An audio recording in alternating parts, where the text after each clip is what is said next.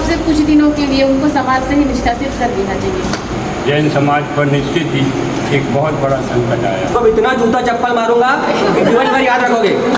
के बारे में ऐसा शब्द कहना और कुत्ते जैसी बात बोलना, मतलब कि उनका विरोध हो और सब जगह से उनका विरोध हो, यही है। तो ऐसे व्यक्ति को समाज कभी भी स्वीकार नहीं करेगी।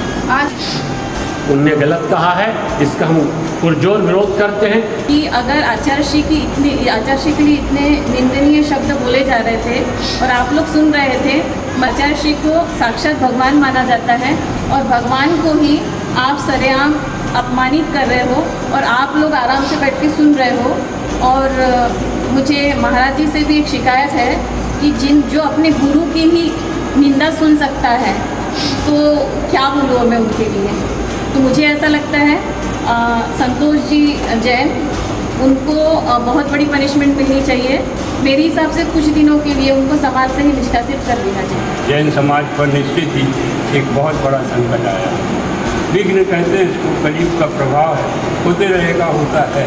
पर यह साधु संतों का विरोध हमारी जैन समाज कभी नहीं कर सकती।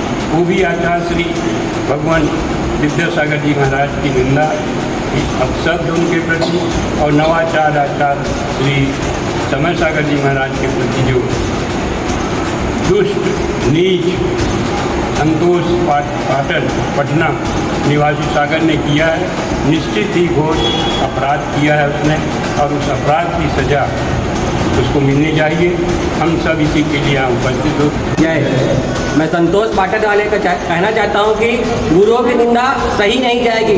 अगर तुम मेरे सामने आओगे तो तुमको इतना जूता चप्पल मारूंगा कि जीवन भर याद रखोगे।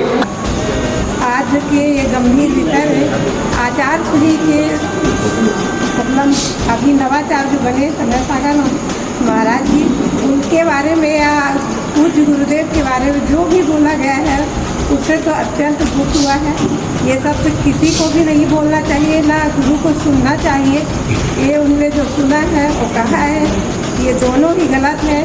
इस प्रकार के अपमानित शब्द कोई ना कहे, ना सुने। यही हमारे अनुरोध है कि उनका विरोध हो और सब जगह से उनका विरोध हो, यही है। तो ऐसे व्यक्ति को समाज कभी भी स्वीकार नहीं करेगी।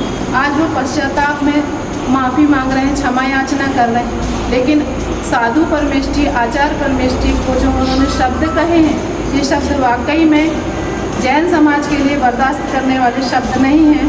और अगर एक व्यक्ति को माफ़ किया जाएगा तो ऐसे कई व्यक्ति खड़े हो जाएंगे जो ऐसे शब्दों को बोलेंगे।